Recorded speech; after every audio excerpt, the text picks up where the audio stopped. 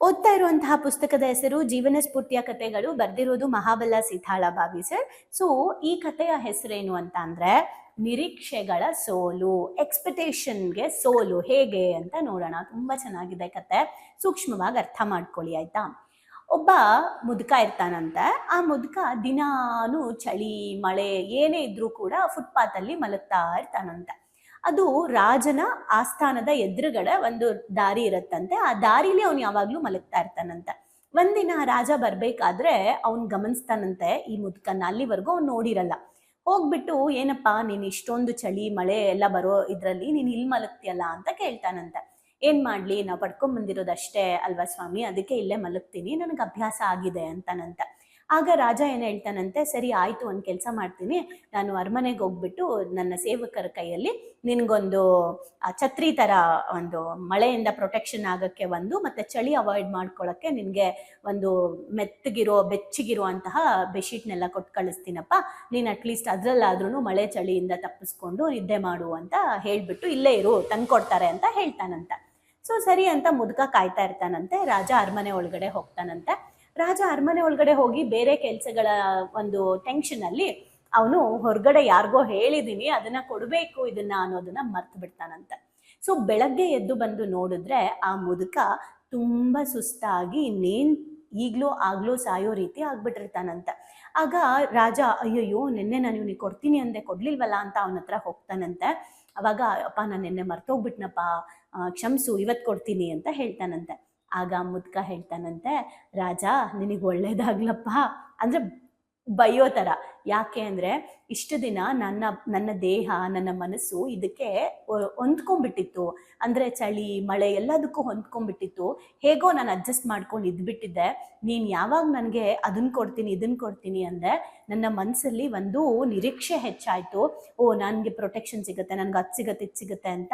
ಆ ನಿರೀಕ್ಷೆಗಳು ನನಗೆ ರಾತ್ರಿ ಎಲ್ಲ ನನ್ನ ಮನಸ್ಸು ಮತ್ತೆ ನನ್ನ ದೇಹ ಚಳಿ ಅನ್ಸಕ್ ಸ್ಟಾರ್ಟ್ ಆಯ್ತು. ಇಷ್ಟು ದಿನ ಚಳಿಲೇ ಮಲಗ್ತಾ ಇದ್ದೆ, ನನ್ನ ದೇಹ ಒಂದು ದಿನ ಕೂಡ ಚಳಿ ಅನ್ಕೊಂಡಿರ್ಲಿಲ್ಲ.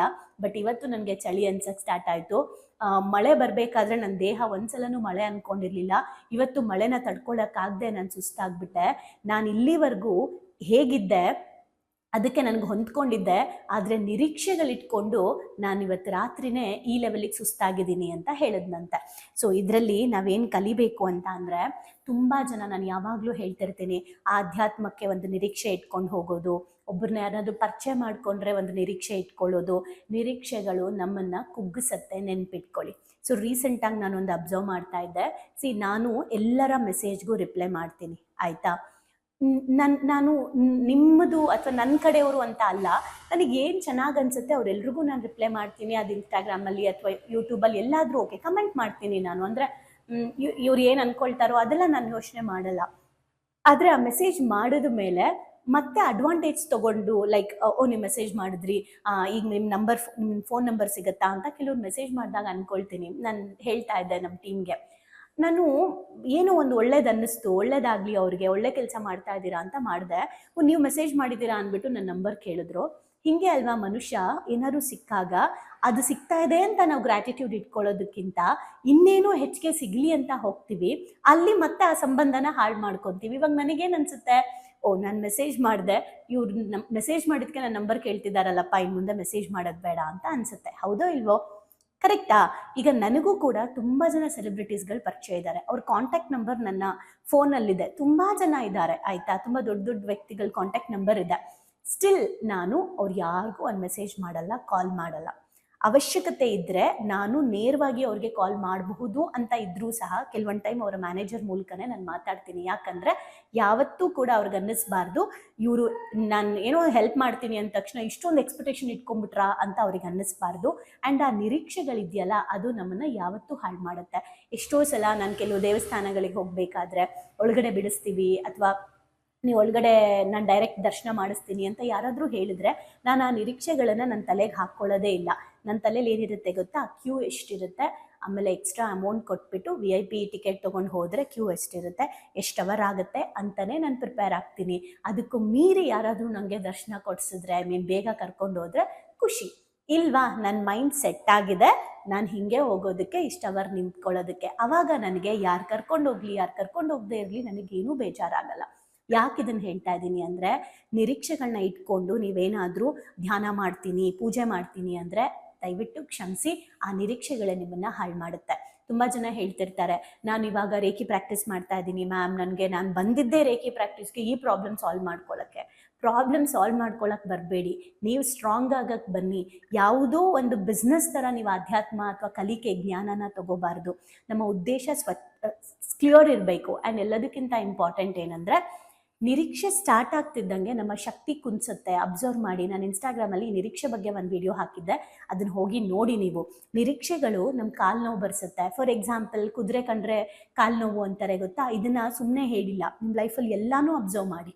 ಫಾರ್ ಎಕ್ಸಾಂಪಲ್, ನಿಮಗೆ ಎಲ್ಲೋ ಒಂದು ಕಡೆ ರಶಲ್ಲಿ ನಿಂತಿರ್ತೀರ ಆಯಿತಾ, ಯಾವುದೋ ಒಂದು ನಿರೀಕ್ಷೆ ಬರುತ್ತೆ, ಯಾರೋ ನಂಗೆ ಇಲ್ಲೊಬ್ರು ಪರಿಚಯ ಇದ್ದಾರೆ, ಅವರು ಕರ್ಕೊಂಡು ಹೋಗ್ತಾರೆ ಅಂತ, ಇಮಿಡಿಯೇಟ್ ನಿಮ್ಗೆ ಕಾಲು ನೋವು ಬರೋಕ್ಕೆ ಸ್ಟಾರ್ಟ್ ಆಗುತ್ತೆ, ಟೈಮ್ ಆಗಿದೆ ಅಂತ ಅನ್ಸಕ್ಕೆ ಸ್ಟಾರ್ಟ್ ಆಗುತ್ತೆ. ಹಾಗೆ ಬದುಕಲ್ಲಿ ನಿರೀಕ್ಷೆಗಳು ನಮ್ಮನ್ನು ಸೋಲ್ಸತ್ತೆ. ನಾವು ಏನು ಮಾಡಬೇಕಂತ ಇದ್ದೀವಿ ಅದಕ್ಕೆ ವರ್ಸ್ಟ್ ಸಿಚುಯೇಷನ್ ಬಂದರೂ ಪರವಾಗಿಲ್ಲ, ಅದನ್ನು ಎದುರಿಸ್ತೀನಿ ಅಂತ ನೀವು ಪ್ರಿಪೇರ್ ಆಗಿ ನಿರೀಕ್ಷೆಗಳನ್ನು ಇಟ್ಕೊಂಡ್ರೆ ನಾವು ಯಾವುದ್ರಲ್ಲೂ ಬೆಳೆಯೋಕ್ಕಾಗಲ್ಲ. ಯಾರೋ ನಮ್ಮನ್ನು ಸಾಕ್ತಾರೆ, ಯಾರೋ ಬಂದು ಹೆಲ್ಪ್ ಮಾಡ್ತಾರೆ, ಯಾರೋ ಬಂದು ನಮಗೆ ಸಹಾಯ ಮಾಡ್ತಾರೆ, ಯಾರೋ ಏನೋ ಮಾಡ್ತಾರೆ ಅಂತ ನೀವು ಎಲ್ಲಿವರೆಗೂ ಕಾಯ್ತಿರೋ ಅಲ್ಲಿವರೆಗೂ ನಿಮ್ಮ ಅಂತರಾಳದಲ್ಲಿರೋ ಶಕ್ತಿ ನಿಮಗೆ ಗೊತ್ತಾಗಲ್ಲ. ಸೊ ದಟ್ ಈಗ ನೀವು ಮಾಡಬೇಕಾಗಿರೋ ಕೆಲಸ, ಇದರಿಂದ ಏನು ಕಲ್ತ್ರಿ ಅಂತಲೂ ಹಾಕಿ, ಅದ್ರ ಜೊತೆಗೆ ಒಂದು ಅಫರ್ಮೇಷನ್ ಹಾಕಿ. ಏನು ಅಫರ್ಮೇಷನ್ ಅಂತ ಅಂದರೆ, ನಾನು ಏನು ಹೇಳ್ತಾರೆ, ನಿರೀಕ್ಷೆಗಳನ್ನ ಬಿಡಬೇಕು ಅಂತ. ಸೊ ನಾನು ನಿರೀಕ್ಷೆಗಳನ್ನು ಬಿಟ್ಟಿದ್ದೀನಿ, ಲೈಫಲ್ಲಿ ಸ್ಟ್ರಾಂಗ್ ಆಗಿದ್ದೀನಿ, ಅಥವಾ I am strong enough to handle my life. ಅಂದರೆ ನಾನು ಸ್ಟ್ರಾಂಗ್ ಆಗಿದ್ದೀನಿ, ನನ್ನ ಜೀವನವನ್ನು ನಿಭಾಯಿಸೋ ಶಕ್ತಿ ನನ್ನಲ್ಲಿದೆ, ನನ್ನ ಜೀವನವನ್ನು ನಿಭಾಯಿಸೋ ಶಕ್ತಿ ನನ್ನಲ್ಲಿ ಇದೆ, ನನ್ನ ಜೀವನವನ್ನು ನಿಭಾಯಿಸೋ ಶಕ್ತಿ ನನ್ನಲ್ಲಿ ಇದೆ. ಇನ್ನೊಂದು ವಿಷಯ ಗೊತ್ತಾ, ನೀವು ಹಾಕೋ ಕಮೆಂಟ್ನೆಲ್ಲ ನಾನು ಓದ್ತೀನಿ ಅಲ್ಲ, ನಾನು ಓದಿ ನಾನು ಹಾರ್ಟ್ ಸಿಂಬಲ್ ಕಳಿಸ್ತೀನಿ. ಯಾಕೆ ಅಂದರೆ, ನೀವು ಹಾಕಿರೋ ಮೆಸೇಜ್ನ ನಾನು ಓದೋದ್ರಿಂದ ಒಂದು 100 ಸಲ ನಾನು ರಿಪೀಟ್ ಮಾಡ್ತೀನಿ ಅದನ್ನು. ಸೊ ನೀವು ಇವತ್ತು ಬೆಳಗ್ಗೆಯಿಂದ ರಾತ್ರಿ ತನಕ ಜೀವನವನ್ನು ನಿಭಾಯಿಸೋ ಶಕ್ತಿ ನನ್ನಲ್ಲಿದೆ, ಜೀವನವನ್ನು ನಿಭಾಯಿಸೋ ಶಕ್ತಿ ನನ್ನಲ್ಲಿದೆ ಅಂದ್ಕೊಂಡು ಇವತ್ತು ಹೋಲ್ ಡೇ ಈ ಅಫರ್ಮೇಷನ್ ಮಾಡಿ ನೋಡಿ. 30 ದಿನದಲ್ಲಿ ಎಷ್ಟು ಒಳ್ಳೊಳ್ಳೆ ಸೆಂಟೆನ್ಸ್ನ ನೀವು ನಿಮ್ಮ ಸಬ್ಕಾನ್ಷಿಯಸ್ಗೆ ಫೀಡ್ ಮಾಡ್ತೀರಾ ಅಂತ. ಅಫರ್ಮೇಷನ್ಸ್ ಚೆನ್ನಾಗಿದೆ ಅಲ್ಲ? Thank you. ಭಾವನೆಗಳು ಬಂದು ಶಾಲೆಗೆ ಬಂದು ತುಂಬಾ ಖುಷಿ ಆಯ್ತು. ಲೈಫಲ್ಲಿ ತುಂಬಾ ಅಂದ್ರೆ ತುಂಬಾ ಕ್ಲಾರಿಟಿ ಬಂದಿದೆ. ತುಂಬಾನೇ ಬದಲಾವಣೆ ಆಗಿದೆ. ನಂಗೆ ತುಂಬಾ ಖುಷಿ ಇದೆ ನಾನು ಇಲ್ಲಿಗೆ ಬಂದಿರೋದು. ನನಗೆ ತುಂಬಾ ಖುಷಿ ಆಗ್ತದೆ. ಪ್ರತಿಯೊಂದಕ್ಕೂ ಸ್ಫೂರ್ತಿ ಸಿಕ್ಕಿದೆ, ನೆಮ್ಮದಿ ಸಿಕ್ಕಿದೆ. ಒನ್ ವರ್ಡ್ ಅಲ್ಲಿ ಹೇಳ್ಬೇಕಂದ್ರೆ ಇಟ್ ಈಸ್ ಅಲ್ಟಿಮೇಟ್. ಲೈಫ್ ತುಂಬ ಕಾಂಪ್ಲಿಕೇಟ್ ಅಂದ್ಕೊಂಡಿದ್ದೆ, ಬಟ್ ಈ ಕ್ಲಾಸಿಗೆ ಸೇರಿದ್ಮೇಲೆ ತುಂಬ ಈಸಿಯಾಗಿ ಅರ್ಥಪೂರ್ಣವಾಗಿ ಹೇಗೆ ಜೀವಿಸ್ಬೇಕು ಅನ್ನೋದು ಗೊತ್ತಾಯ್ತು. ಆಕ್ಚುಲ್ ಆಗಿ ನಂಗೆ ತುಂಬಾ ಖುಷಿ ಇದೆ ನಾನು ಇಲ್ಲಿಗೆ ಬಂದಿರೋದು. ಈ ಒಂದು ವರ್ಕ್ಶಾಪ್ ಬಂದಿರೋ ಉದ್ದೇಶ ಅಂದರೆ, ತಾರಾ ಮೇಡಮು ಏನೇ ಕೊಟ್ಟರು ಒಂದು ಅದ್ಭುತವಾಗಿ ಸ್ಪೆಷಲ್ ಆಗಿ ಕೊಡ್ತಾರೆ ಅನ್ನೋ ನಂಬಿಕೆ ಇದೆ. ಈ ಒಂದು ವರ್ಕ್ಶಾಪಲ್ಲಿ ಇನ್ನೂ ಅದ್ಭುತವಾಗಿ ಸಿಗ್ತದೆ ಅಂತ ನಂಬ್ಕೊಂಡು ಬಂದಿದ್ದೀನಿ. ಖಂಡಿತ ಆಗುತ್ತೆ. ಡೈಲಿ ಹೊಸ ಟಾಪಿಕ್ ನಾವು ಡೈಲಿ ವೇಟ್ ಮಾಡ್ತಾ ಇರ್ತೀವಿ, ಇವತ್ತೇನು ಹೇಳ್ಕೊಡ್ತಾರೆ, ನಾಳೆ ಏನು ಹೇಳ್ಕೊಡ್ತಾರೆ ಅಂತೇಳಿ. ನಾನು ಎಲ್ಲರಿಗೂ ಹೇಳೋದಷ್ಟೇ, ಅವ್ರು ಕೊಡೋ ಎಲ್ಲ ಟಾಸ್ಕ್ನು ಚೆನ್ನಾಗಿ ಫಾಲೋ ಅಪ್ ಮಾಡಿದರೆ ನಿಮ್ಮ ಜೀವನ ಇನ್ನೂ ತುಂಬ ಚೆನ್ನಾಗಿರುತ್ತೆ. ಎಜುಕೇಶನ್ ಬಂದ್ಮೇಲೆ ನನ್ನ ಲೈಫ್ ಸೇವ್ ಆಯ್ತು ಅಂತಾನೆ ಹೇಳ್ಬೋದು. ಸೊ ಬಹಳನೇ ಖುಷಿ ಇದೆ. ನಮ್ಮನ್ನ ನಾವು ಟ್ರಾನ್ಸ್ಫಾರ್ಮ್ ಮಾಡ್ಕೊಂಡು ಈ ಹ್ಯಾಬಿಟ್ಸ್ ಎಲ್ಲ ನಾವು ಇನ್ಸ್ಟಾಲ್ ಮಾಡ್ಕೊಂಡ್ರೆ ನಮ್ಮ ಲೈಫ್ ಖಂಡಿತವಾಗ್ಲೂ ಸಕ್ಸಸ್ಫುಲ್ ಆಗುತ್ತೆ ಅಂತ ಅಂದ್ಬಿಟ್ಟು. ಸೊ ನಿಮ್ಮ ಲೈಫ್ ಚೇಂಜಿಂಗ್ ಟ್ರಾನ್ಸ್ಫಾರ್ಮೇಶನ್ ಅಂತ ಅಂದ್ರೆ ಇದಕ್ಕೆ ಎಮೋಜಿಮ್ is the most and main ಕಾರಣ ಅಂತಾನೆ ಹೇಳ್ತೀನಿ. ಎಕ್ಸ್ಪ್ರೆಸ್ ಮಾಡ್ಬೇಕಂದ್ರೆ ಒಂದು ವರ್ಡ್ ಅದು ಭಾಳ ಚಿಕ್ಕದಾಗತ್ತೆ. ಅದು ಏನಂತಂದ್ರೆ ಥ್ಯಾಂಕ್ ಯು ಅನ್ನೋಂಥ ವರ್ಡ್ ಮಾತ್ರ ನಾನು ಎಕ್ಸ್ಪ್ರೆಸ್ ಮಾಡ್ಬೋದು. ಒಂದೊಂದು ಸ್ಟೆಪ್ಪಲ್ಲೂ ನಾವು ಚೇಂಜ್ ಆಗ್ತಿದ್ದೀನಿ ಅನ್ನೋದು ತುಂಬ ನನಗೆ ಅಳವಡಿಕೆ ಆಗ್ತಿದೆ. ಮತ್ತು ಎಲ್ಲ ಸ್ಕೂಲು ಕಾಲೇಜ್ಗಳಲ್ಲೂ ಇದೊಂದು ಸಬ್ಜೆಕ್ಟ್ ಅಂತ ಇಡಬೇಕು ಮಕ್ಕಳಿಗೆ. ಎಲ್ರಿಗೂ ಯೂಸ್ ಆಗುವಂಥ ಕ್ಲಾಸ್ ಇದು, ಯೂನಿಕ್ ಆಗಿದೆ. ಇಮೋಜಿಮ್ ಟೀಮ್ಗೆ ಥ್ಯಾಂಕ್ ಯು. ಎಲ್ಲ ನಡೆಸ್ತಾ ಇರುವಂಥ ತಾರಾ ಮೇಡಮ್ಗೆ, ಸಂದೇಶ್ ಸರ್ಗೆ, ಜೊತೆಗೆ ಎಮೋಜಿಮ್ ಟೀಮ್ಗೆ thank you so much. So ಯಾರ್ಯಾರೆಲ್ಲ ಸೇರ್ಕೊಂಡಿಲ್ಲ ದಯವಿಟ್ಟು ಸೇರ್ಕೊಳ್ಳಿ. So it is very utilising. Life long ಯಾರಿಗಾದ್ರೂ ಚಿರಋಣಿಯಾಗಿರ್ತೀವಿ ಅಂದರೆ ಅದು ಸಂದೇಶನ ಮತ್ತು ತಾರಾ. ಸೊ ಬನ್ನಿ ಭಾವನೆಗಳಿಗೊಂದು ಶಾಲೆನ ಎಂಟರ್ ಆಗಿ ಅದನ್ನ ಫೀಲ್ ಮಾಡಿ. ಅಂದ್ರೆ ರಿಕ್ವೆಸ್ಟ್ ಮಾಡ್ಕೊಂತಿದ್ದೀನಿ ನಿಮಗೆ, ಇದರಿಂದ ಲಾಸ್ ಆಗೋದಂತೂ ಏನೂ ಇಲ್ಲ, ಬಟ್ ಲೈಫಲ್ಲಿ ತುಂಬಾನೇ ಪಡ್ಕೊಂತೀನಿ ನಾನು. ಅದಕ್ಕೆ ನಾನು ಶೋರ್ ಗ್ಯಾರಂಟಿ ಕೊಡ್ತೀನಿ ನಾನು. ಎಲ್ಲೋ thank you to Tara ma'am and Sandesh sir. Thank you to whole my ಎಮೋಜಿಮ್. Thank you.